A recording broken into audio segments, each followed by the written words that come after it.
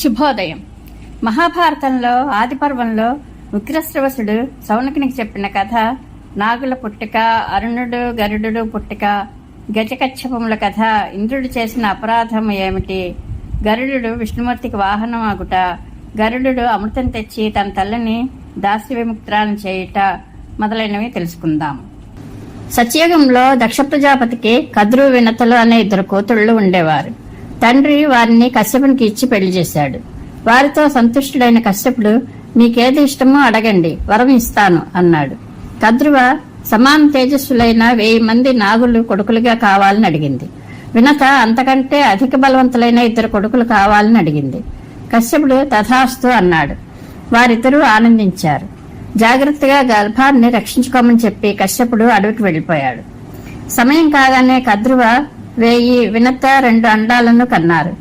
దాసీలు వాటినన్నిటినీ నిలువెచ్చని పాత్రల్లో భద్రపరిచారు. 500 సంవత్సరాలు పూర్తి అయ్యాక కద్రువ యొక్క అండాల నుండి 1000 మంది పుత్రులు వెలువడ్డారు. కాని వినత అండాలు అలాగే ఉన్నాయి. సిగ్గుతో మాత్సర్యంతో వినత వానిలో ఒకదానిని పగలగొట్టింది. అందులో నుండి పైభాగం పూర్తిగా ఏర్పడి కింది భాగం ఇంకా ఏర్పడని ఒక శిశువు వెలికి వచ్చాడు. ఆ శిశువు క్రోధంతో, అమ్మా, ఏ సవతిని చూసి అసూయతో తొందరపాటుతో ఈ అండాన్ని పగులగొట్టి నన్ను అసంపూర్ణ శరీరునిగా చేశావో ఆ సవతికి 500 ఏళ్లు దాసీగా బ్రతుకు అని శాపం ఇచ్చాడు. మళ్లీ అతడే జాలిపడి, ఈ 2వ అండాన్ని పగలగొట్టకుండా ఉంటే బలవంతుడైన కొడుకు పుడతాడు. అతడు నీ దాస్యాన్ని తొలగిస్తాడు. నీకు ఆ కోరిక కనుక ఉంటే ఈ 500 ఏళ్లు ధైర్యాన్ని చిక్కబట్టుకుని ప్రతీక్షించు అని చెప్పి ఆకాశంలోకి ఎగిరి వెళ్లిపోయాడు. అతడు సూర్యునికి సారథి అయ్యి అరుణుడిగా ప్రసిద్ధి చెందాడు. ఒకసారి కద్రు, వినతలు ఇద్దరూ కలిసి విహరిస్తుండగా వారికి ఒక దివ్యాశ్వం కనబడింది. అది అమృతమథన సమయంలో పుట్టిన శ్రేష్టమైన, బలిష్టమైన, సుందరమైన, దివ్యమైన ఉచ్చైశ్వం అనే గుర్రం. దానిని చూసి వాళ్ళిద్దరూ వర్ణించి చెప్పుకోసాగారు. ఆ ఉచ్చైశ్రవం అనే గుర్రాన్ని చూసి కద్రువ వినతను, ఆ గుర్రం ఏ రంగులో ఉంది అని అడిగింది. వినత, అది తెల్లగా ఉంది కదా, నీవు ఏ రంగులో ఉంది అనుకుంటున్నావు అంది. కద్రువ, అది తెల్ల రంగే కాని తోక దగ్గర మాత్రం నల్లగా ఉంది. పందెం కాద్దామా? నేను ఓడిపోతే నీకు దాసిని అవుతాను, నీవు ఓడిపోతే నాకు దాసివి కావాలి అని అంది. ఇద్దరు ఇలా పందెం పెట్టుకుని మరునాడు వచ్చి గుర్రాన్ని దగ్గరగా పరిశీలిద్దామని అనుకుని ఇంటికి వెళ్లిపోయారు.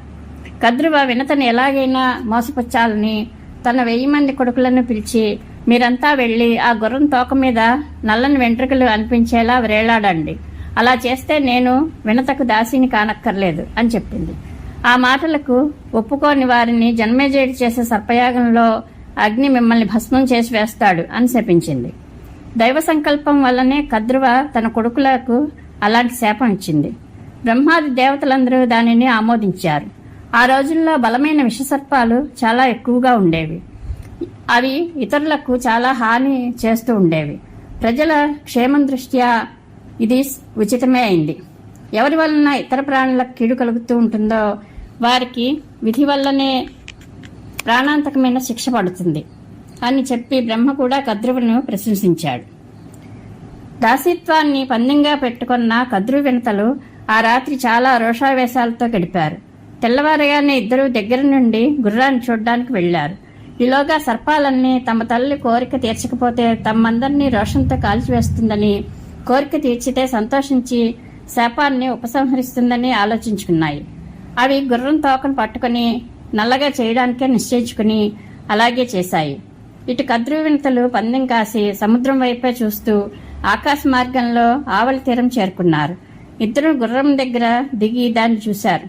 గుర్రం శరీరం అంతా చంద్రకాంతితో మెరుస్తూ తోక మాత్రం నల్లగా కనిపించింది. వినత వెలవెలపోయింది. కద్రువ ఆమెను దాసీగా చేసుకుంది.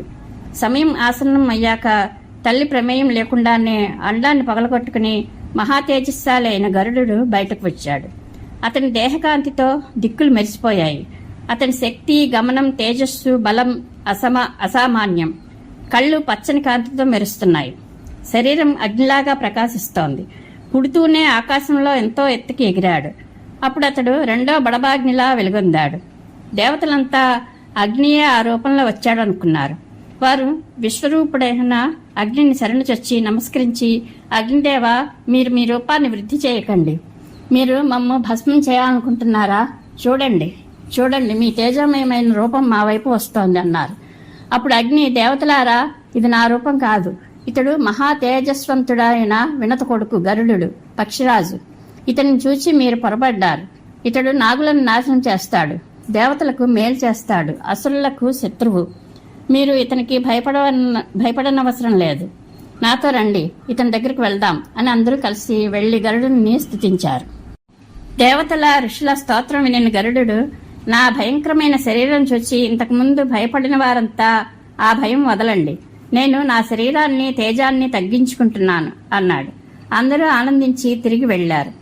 వినీతురాలైన వినత ఒకనాడు తన కొడుకు దగ్గర కూర్చుని ఉండగా కద్రువ ఆమెను పిలిచి, సముద్రం లోపల నాగులకు దర్శనీయమైన స్థలం ఒకటి ఉంది, దానిని చూడాలనుకుంటున్నాను, నన్ను అక్కడికి తీసుకువెళ్ళు అని చెప్పింది. వినత కద్రువను ఆమె ఆజ్ఞానుసారంగా గరుడు నాగులను తమ భుజాల మీద మోస్తూ తీసుకెళ్తున్నారు. గరుడు చాలా ఎత్తులో సూర్యునికి అతి దగ్గరగా వెళ్తున్నాడు. సూర్యకిరణాల వేడిమికి తట్టుకోలేక సర్పాలన్నీ మోర్చిపోయాయి. కద్రువ ఇంద్రుడిని ప్రార్థించి ఆకాశమంతా మేఘాలు వ్యాపింపజేసింది. వర్షం కురిసింది, పాములన్నీ తేరుకున్నాయి. అవన్నీ తమకు కావలసిన చోటికి చేరి ఆ సాగరాన్ని, అందమైన వనాలు మొదలైనవి చూసి యథేచ్ఛగా వ్యవహరించసాగాయి. అవి ఆడుతూ గంతులు వేస్తూ గరుడితో, నీవు ఆకాశంలో ఎగురుతూ ఎంతెంతో అందమైన ద్వీపాలను చూసి ఉంటావు, మమ్మల్ని ఇప్పుడు ఇంకొక అందమైన ద్వీపానికి తీసుకువెళ్ళు అని అడిగాయి. గరుడు దుఃఖితుడయ్యాడు. అతడు ఆలోచించి చివరికి తల్లిని, నేను ఈ సర్పాల ఆజ్ఞను ఎందుకు పాటించాలి అని అడిగాడు. నాయనా, ఈ సర్పాల మోసం వల్లనే నేను పందెం ఓడిపోయాను, నా సవితికి దాసిని అయ్యాను అని చెప్పింది.